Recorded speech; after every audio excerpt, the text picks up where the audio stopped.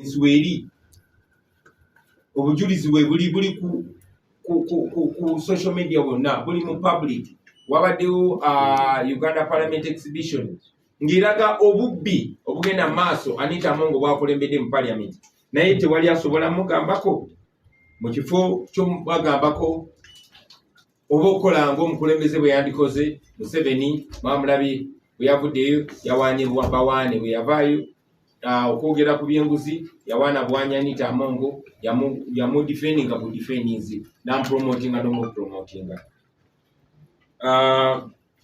mu kifo kya ebitongole ebikwasa empisa okugamba kwa Mongo bonna baatya abakumi b'amateeka abapoliisi n'ebitongole ebikwatagana ku nsonga eyo bonna bamutya ekyenjawulo gy'ate ba whistleblowers oba bakalabalaba oba abantu aboogera abalonkomi ate bo be bali mu kuduka be bali mu kwekweka abamu bawanganguse n'okuwanganguka kubanga bazza omusango gwa Nagomola okwogera ku bubbi bwa Anita Among ne banne.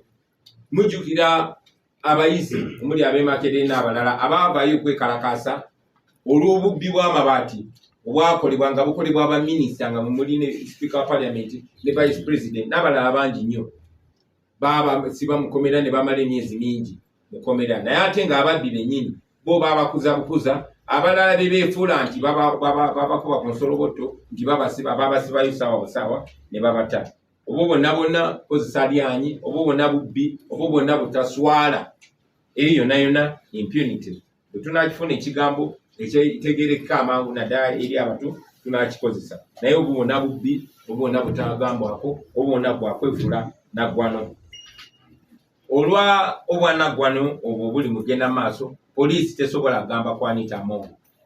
Inspector General of Government IGG tasobola kumunoonyerezaako nakubaako kyamugamba. Auditor General ob'omubalirizi wa gavumenti asirise ate oyo bayongedde ne bamuvubika omugaati mu kamwa gwe bayita service award naye bamuguze naye yasirise. Amakooti tegasobola kuyita Anita Among abitebye.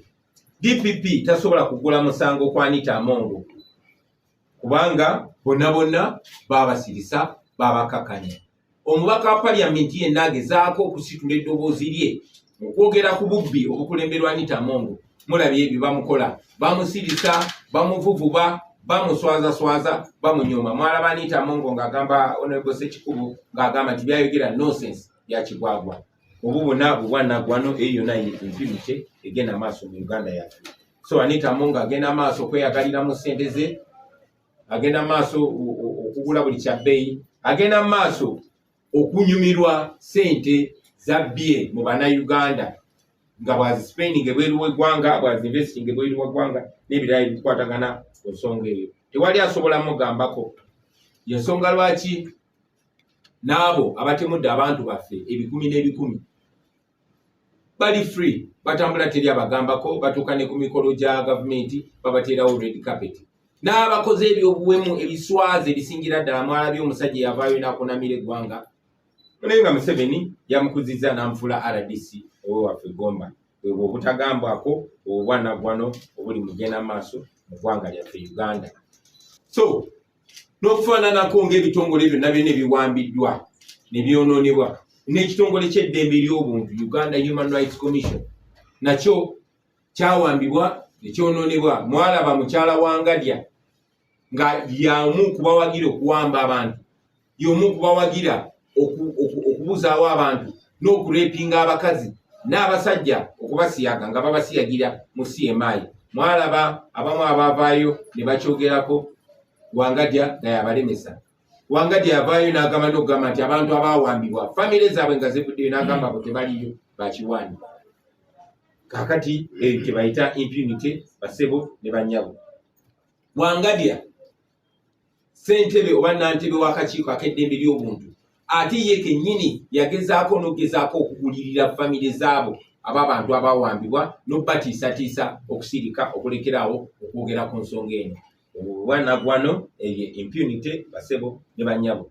So mu mbeera eyo abannayuganda baba basigaza ebyokukola bibiri byokka.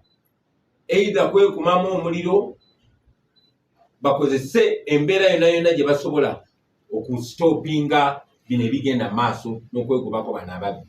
Ekyo kiba kiganye nga bwe bagezaako kiremesa nga bakozesa emmundu nga bakozesa ettemu.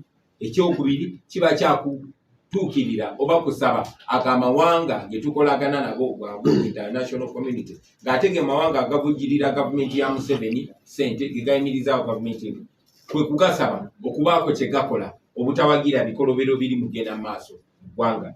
So twagala mumanye nti okubagaana okugenda mu mawanga gano okuwamba ebyobugagga byabwe n'eby'abantu baabwe kiyinza obutateeka bano ababbi n'abatemu mu makomera, naye ate kiyambako kubanga kibalemesa okugenda mu mawanga gano gye batereka ssente zaffe gye bainvestinga ssente zaffe okuzinyumirwa. Bwe banga Uganda bwe buliri bwabwe babwebakemu nga bwe babwaze. Twagala babeere wano e Uganda, bagende mu malwaliro gaffe, batambulire ku nguudo zaffe, bizinesi bagikolere wano, n'ebizigo nabyo babigule mu Uganda. Njagala bebaza olw'okumpuliriza era ngenda kubasaba abalina ebibuuzo ebimbuuze basebo we bali.